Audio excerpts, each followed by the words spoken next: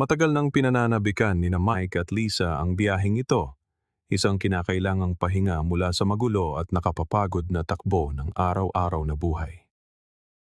Ang ideya ng paggugol ng isang weekend sa kabundukan na tanging mga tunog lang ng kalikasan ang maririnig ay parang isang panaginip. Maingat nilang pinlano ang bawat detalye, mula sa pagpili ng isang payak na cabin na may malalaking bintana at magagandang tanawin, hanggang sa mga pagkain at piling alak na ihahanda ni Lisa na mahilig magluto. Higit pa sa magkaibigan sina Tom at Emma, pamilya na ang turingan nila.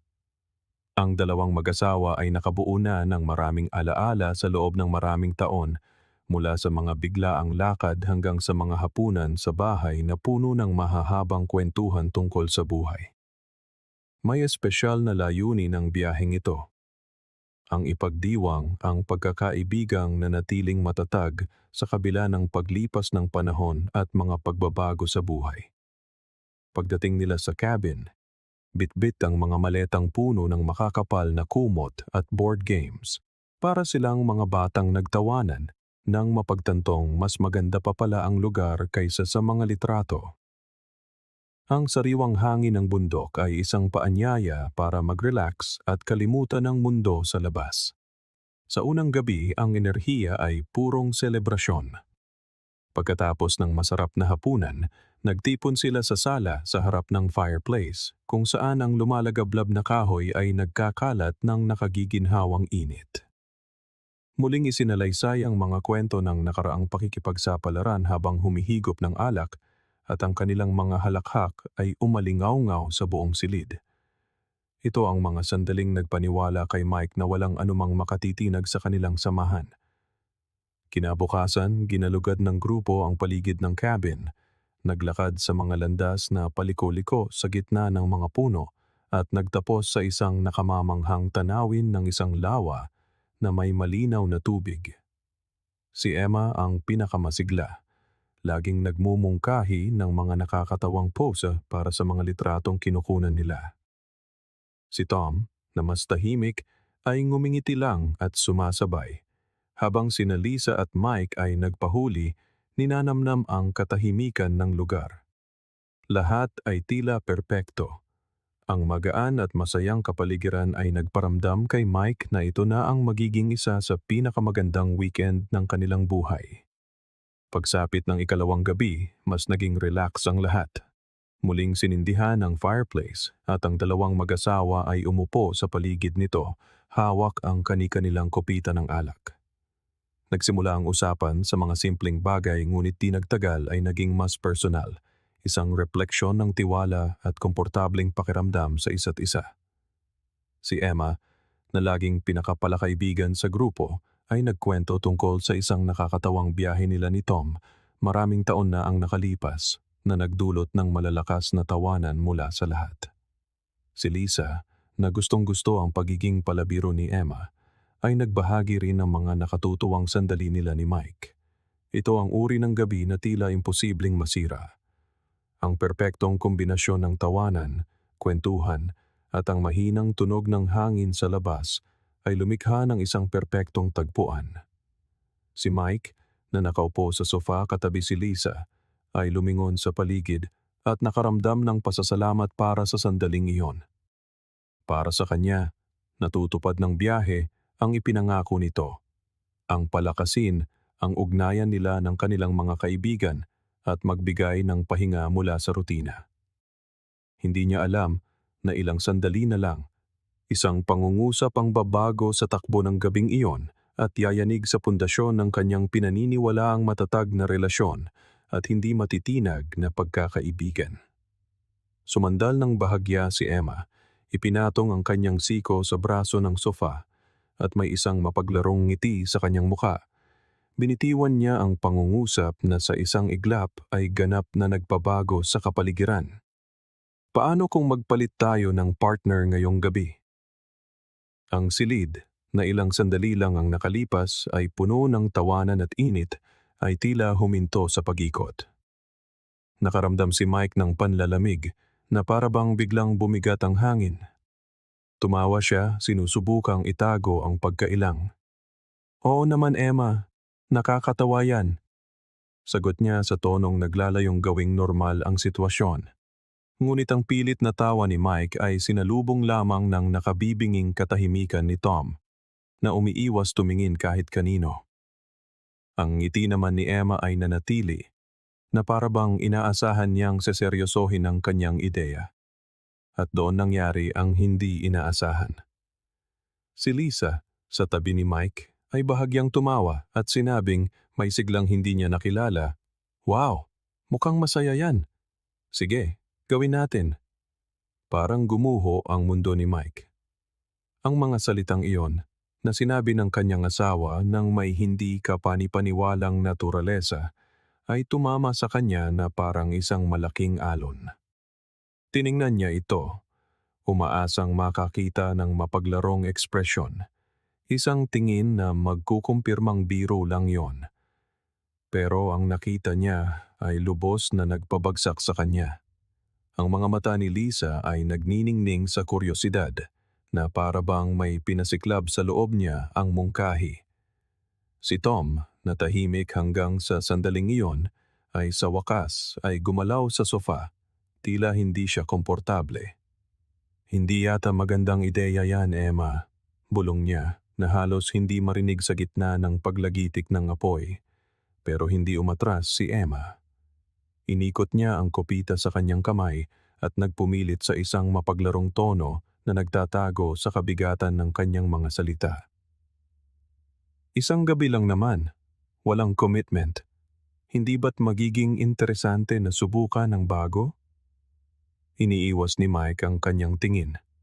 Naghahanap ng kahit anong mapagbabatayan ng kanyang isipan. Tila mas lumakas ang apoy sa fireplace o marahil ay ang utak niya lang ang sumusubok na iproseso ang kabaliwan ng sitwasyon. Alam niyang kailangan niyang mag-react, pero pakiramdam niya ay nakulong siya sa isang bangungot na mabagal ang takbo. Sa huli, huminga siya ng malalim at may pilit ng ngiti, sinubukang ibahin ang usapan. Mukhang naparami na ang nainom natin ngayong gabi, ano? Baka oras na para magpahinga. Nabigo ang kanyang pagtatangka. Si Lisa, na tila nasasabik sa ideya, ay lumingon sa kanya at inilagay ang kamay sa kanyang braso. Mike, hindi ba't sinabi mo na gusto mong subukan ang kakaiba sa relasyon natin? Baka naman masaya ito para maiba naman sa rutina natin. Ang mga salitang iyon ay parang suntok sa kanyang sikmura. Kailan pa naging hindi kontento si Lisa sa kanilang rutina? Hindi niya kailanman naisip na ang kanyang asawa, ang babaeng akala niya ay lubos niyang kilala, ay papayag sa ganitong bagay. Tila lumiit ang silid at bawat mukha doon ay tila may dalang mga lihim na hindi niya alam. Biglang tumayo si Mike, bumulong ng kung ano tungkol sa pangangailangan ng sandali at nagtungo sa kwarto. Habang naglalakad, naririnig niya ang mga pira-pirasong usapan sa sala. Si Emma, na nagpupumilit pa rin, ay may sinasabi tungkol sa kung paano ang mga modernong mag-asawa ay sumusubok ng mga bagong hangganan habang si Tom ay nagrereklamo.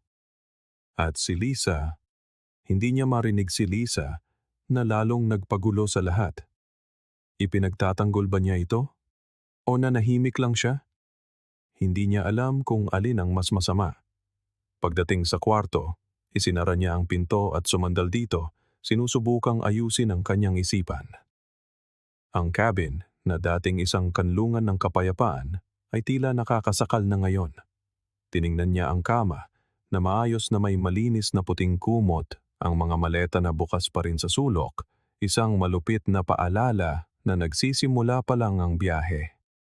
Umupo si Mike sa gilid ng kama at ipinatong ang mga kamay sa kanyang muka, sinusubukang huminga ng malalim.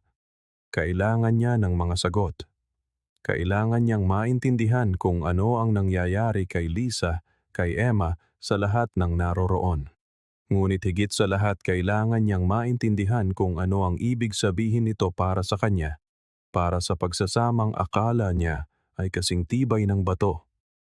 Sa kaibuturan niya, may nagsasabi sa kanya na ang biyaheng ito na dapat sana'y pagdiriwang ng pagkakaibigan at pag-ibig ay tumawid na sa isang puntong hindi na mababalikan. Ilang minuto ang lumipas, pumasok si Lisa sa kwarto. Dahan-dahan niyang binuksan ang pinto na para bang iniiwasang maistorbo siya. Nag-aalangan ng kanyang mga hakbang at ang tingin niya kay Mike ay may halong pag-aalinlangan at pag-aalala. "Mike," simula niya, malumanay at maingat ang boses, pero hindi niya itinaas ang kanyang mga mata. May tensyong halos mahahawakan sa pagitan nila na para bang bawat salita ay may dalang bigat na hindi na mababawi. "Pakiusap, huwag mo sanang masamain. Ang ibig ko lang sabihin, baka ito ay isang bagong karanasan. Isang bagay na mag-uugnay sa atin sa ibang paraan." Sa wakas ay itinaas niya ang kanyang tingin at ang nakita ni Lisa sa mga mata nito ay nagpatigil sa kanya. Walang galit, walang sigaw o akusasyon. Ang nakita ni Lisa ay isang bagay na mas malala, isang malalim at tahimik na sakit. "Mag-uugnay sa atin," ulit niya, mababa pero matatag ang boses. "Sa tingin mo kailangan natin yan para maging konektado? Kailan ka pa nakaramdam na may kulang sa atin, Lisa? Kasi sa totoo lang, ngayon ko lang narinig na sinabi mo yan." Natahimik si Lisa sandali, idiniin ang mga kamay sa kanyang dibdib na para bang naghahanap ng tamang salita. "Hindi sa may kulang," sabi niya sa wakas. "Ang ibig ko lang sabihin, baka maging interesante kung lalabas tayo sa ating rutina." Noong sinabi yun ni Emma, naisip ko lang, sige, nadala lang ako ng sandali. Hindi ko intensyong saktan ka. Bigla siyang tumayo, lumayo rito. Nagsimula siyang maglakad-lakad sa kwarto. Ang mga kamay ay nasa likod ng ulo. Isang kilos na alam ni Lisa na senyales na pinipigilan niya ang kanyang pagkadismaya. "Hindi mo intensyong saktan ako?" "Lisa, paano mo nasasabi yan? Nakita mo kung paano ako nag-react sa sala. Nakita mo ang epekto sa akin. Paano mo naisip ang ganoong bagay kahit isang segundo lang?" Hindi niya alam kung paano sasagot. Kahit anong subok niyang ipaliwanag, alam niyang lumampas siya sa isang mahalagang hangganan. "Isang kalokohan lang yun, Mike. Hindi ko pinag-isipan. Nagsasaya lang ako. Nakainom tayo. Hindi dapat seryosohin." Huminto siya sa paglalakad at hinarap ito. "Lisa, hindi mo naiintindihan. Hindi lang ito tungkol sa sinabi mo. Tungkol ito sa kung ano ang ibig sabihin nito. Akala ko kilala kita, na alam ko kung nasaan ang mga hangganan natin. Ngayon, iniisip ko kung lahat ng akala ko'y matatag sa atin ay dumudulas na lang sa mga daliri ko." Ang katahimikang sumunod ay kasing bigat ng mga salita ni Mike. Sinubukan ni Lisang lumapit, ngunit umatras siya, na para bang kailangan niya ng espasyo. Naramdaman niyang lumiit siya, walang magawa, na para bang pinapanood niyang nagsisimulang gumuho ang pagmamahalan nila, isang bagay na itinuring niyang hindi masisira. "Ayokong pag-usapan ito ngayon," sabi niya, bumaba ang boses. "Kailangan ko ng oras para mag-isip, para maintindihan kung paano tayo napunta rito." Nang hindi naghihintay ng sagot, lumabas si Mike ng kwarto. Isinara ang pinto ng may diin na nagpapahiwatig na ayaw niyang sundan. Naiwan si Lisa mag-isa sa silid. Nararamdaman ang bigat ng mga desisyong ginawa niya noong gabing iyon.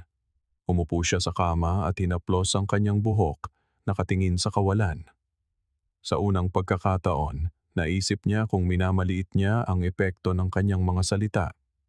Ang biyaheng ito, na dapat sana'y isang pagdiriwang, ay tila naging isang pagsubok para sa kanilang relasyon. At kahit gaano pa niya gustuhing ibalik ang oras, alam niyang huli na ang lahat para bawiin ang mga nasabi na. Kinabukasan, katahimikan ang namayani sa cabin, parang isang makapal na ulap na ayaw umalis. Ang amoy ng bagong timplang kape ay pumuno sa kusina. Ngunit sa halip na maging kaaya-aya, tila ito'y isang mahinang pagtatangka na ibalik ang normalidad sa isang halatang tensyonadong kapaligiran. Nakaupo si Mike sa mesa, hawak ang isang tasa, nakatingin sa labas ng bintana kung saan ang hamog ng umaga ay gumagapang sa pagitan ng mga puno. Nakapako ang kanyang mga mata sa tanawin, ngunit ang isip niya ay malayo, ligaw sa mga kaisipang halos hindi nagpatulog sa kanya buong gabi. Pumasok si Lisa sa kusina. Magaan ang mga hakbang na parabang takot siyang sirain ang marupok na balanse ng sandali. "Magandang umaga," mahina niyang sabi, ngunit ang bati ay nanatiling nakabitin sa hangin. Bahagya lang tumango si Mike nang hindi inaalis ang tingin sa bintana. Umupo si Lisa sa tapat niya, ngunit wala siyang lakas ng loob na magsalita pa. Ang distansya sa pagitan nila ay mas malawak kaysa sa mesang naghihiwalay sa kanila. Hindi nagtagal, dumating si Tom, kasunod si Emma, na hindi tulad ng iba, ay tila nakatulog ng mahimbing at kumikilos na parang walang nangyari. "Wow, ang bango niyan," sabi ni Emma, kumuha ng tasa at nagsali ng kape. Masigla siya, ngunit ang kanyang enerhiya ay tila hindi angkop sa mabigat na pakiramdam sa silid. Si Tom naman ay halatang hindi komportable. Umiwas siya ng tingin kina Mike at Lisa, nananatiling malapit kay Emma na parabang umaasang hindi na ito muling lalampas sa anumang linya. Pagkatapos ng ilang minuto ng mababaw na usapan na mas pilit kaysa natural, sa wakas ay binasag ni Mike ang katahimikan. Inilapag niya ang kanyang tasa sa mesa nang may kontroladong ngunit matatag na galaw at diretsong tumingin kay Tom. "Pwede ba tayong mag-usap?" tanong niya. Kalmado ang boses, ngunit puno ng seryosong tono. Tumango si Tom. Lumabas silang dalawa sa beranda, kung saan ang sariwang hangin ng bundok ay nag-alok ng ginhawa mula sa nakakasakal na tensyon sa loob. Ilang sandali silang nanatiling tahimik, hanggang sa nagsimula si Mike. "Tom, hindi katanggap-tanggap ang nangyari kagabi," aniya. Huminga siya ng malalim bago magpatuloy. "Hindi lang ang mungkahi ni Emma ang tinutukoy ko. Tungkol ito sa kung paano nito winasak ang lahat ng dapat sanang simbolo ng biyaheng ito. At sa totoo lang, mas marami akong inasahan mula sa'yo." Tila nabalisa si Tom. Ang mga kamay ay nasa bulsa habang nakatingin sa sahig. "Mike, hindi ko alam na sasabihin yun ni Emma. Lubos na wala sa lugar. Nagulat din ako tulad mo."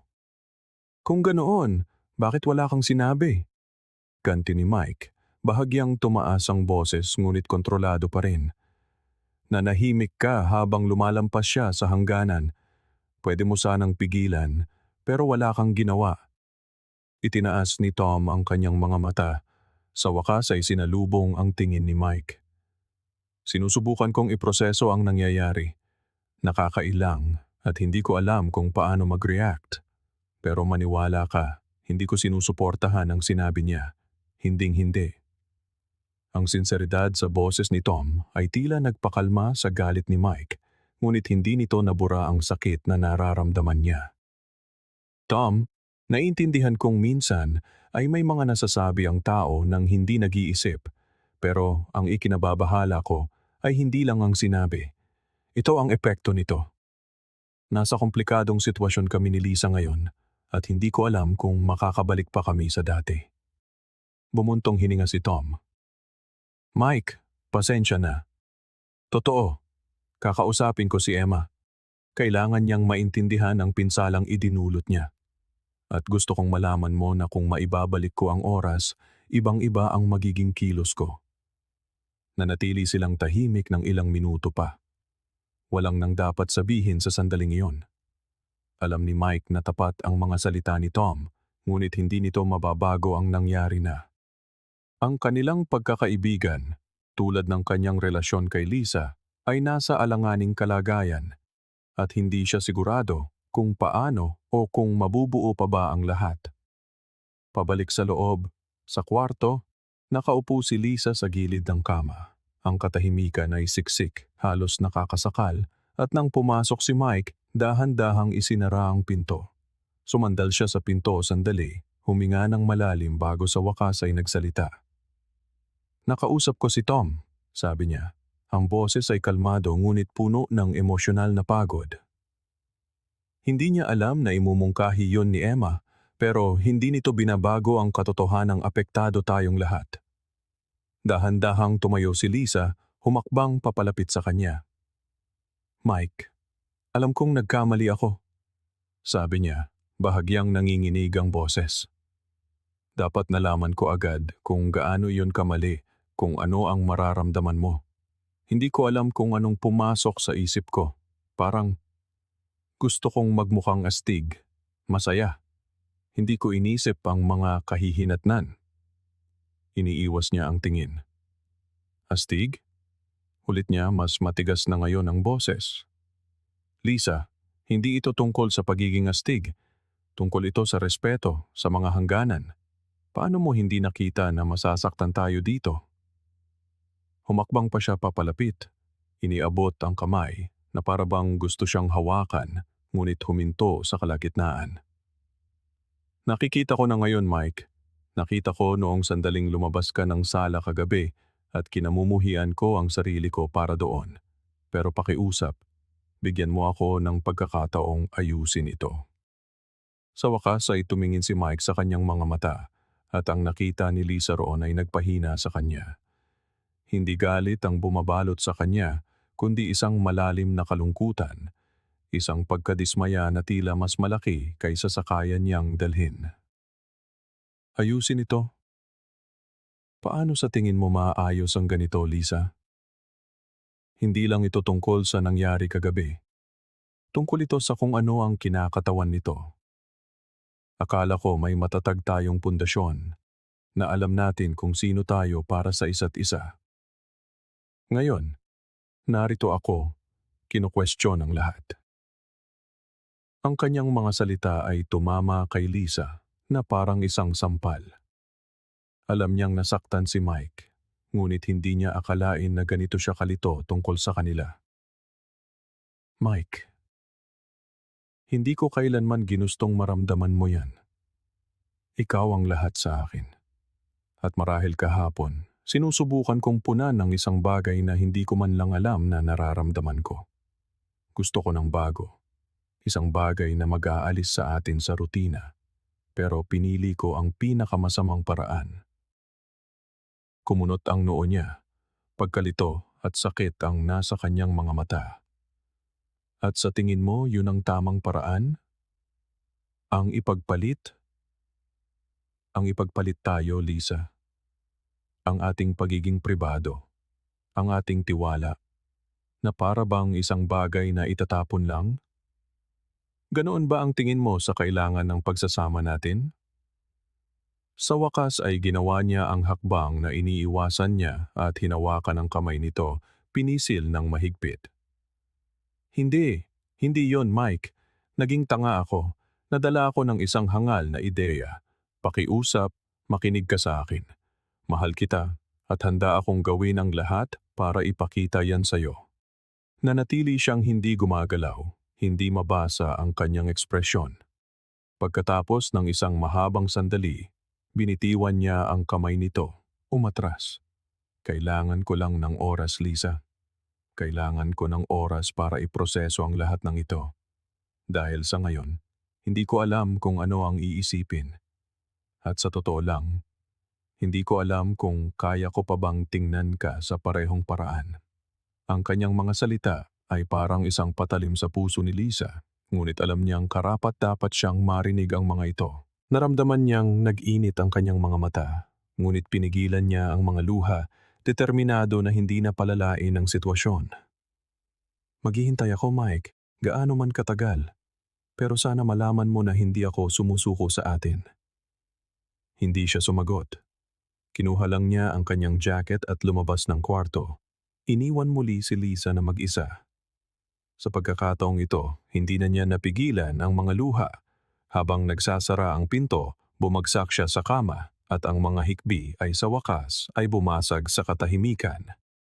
Alam niyang lubos niyang nasaktan si Mike. At ngayon Ang tanging magagawa niya ay umasa na makakahanap ito ng dahilan para maniwala na mayroon pa ring dapat isalba sa kanilang dalawa. Lumabas si Mike ng cabin at huminga ng malalim. Nilanghap ang sariwang hangin ng kabundukan na parabang kailangan niyang punuin ang kanyang baga para gumaan ang bigat sa kanyang dibdib. Naglakad siya ng walang tiyak na patutunguhan. Sinundan ang landas na ginalugad nila kahapon. Ngunit sa pagkakataong ito, ang ganda ng paligid ay tila malayo, halos walang kabuluhan. Ang kanyang isip ay isang magulong ipu-ipo ng mga iniisip, alaala, at mga katanungan.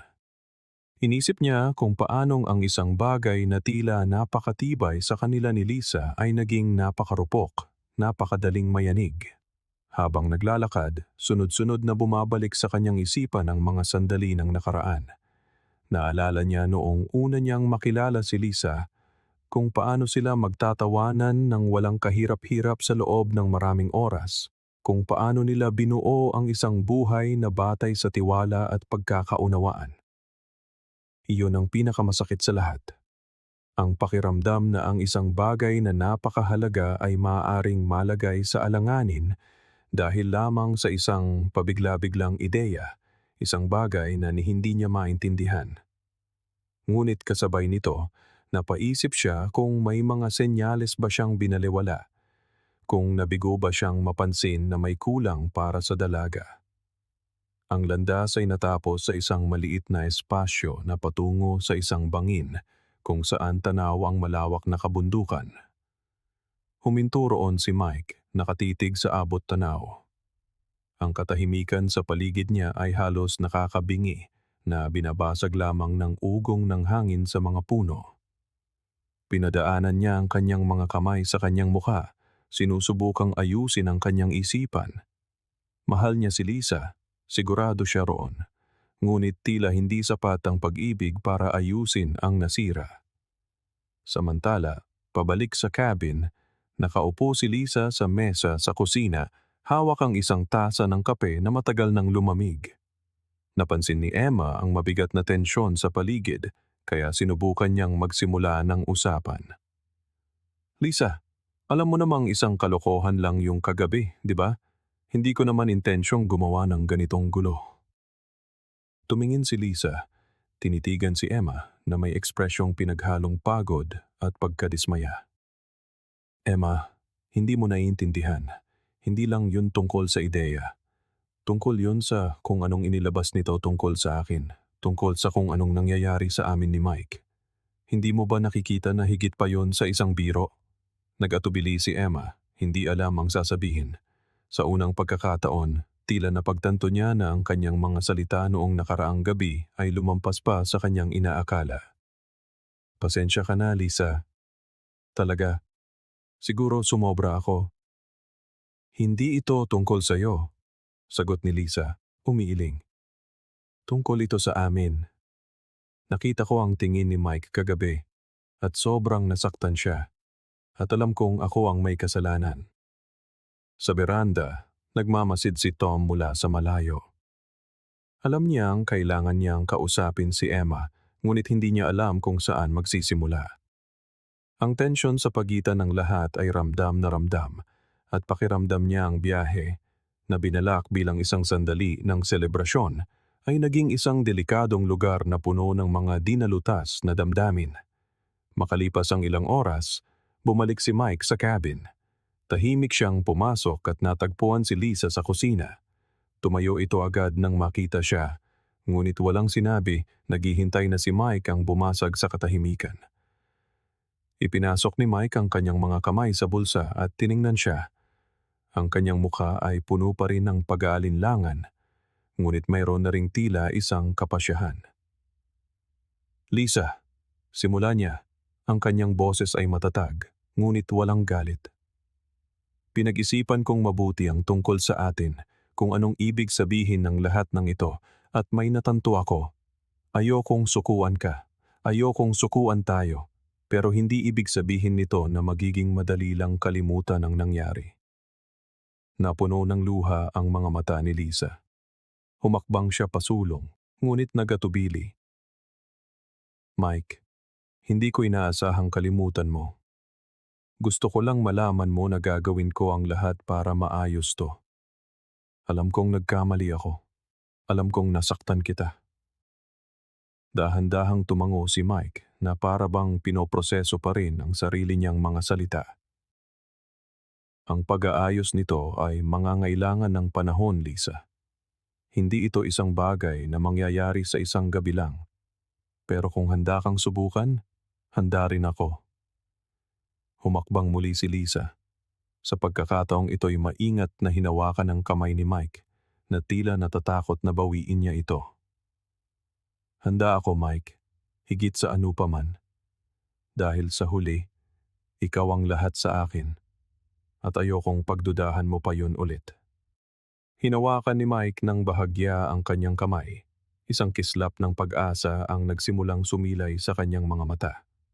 Ito ay isang simula, maliit ngunit tunay.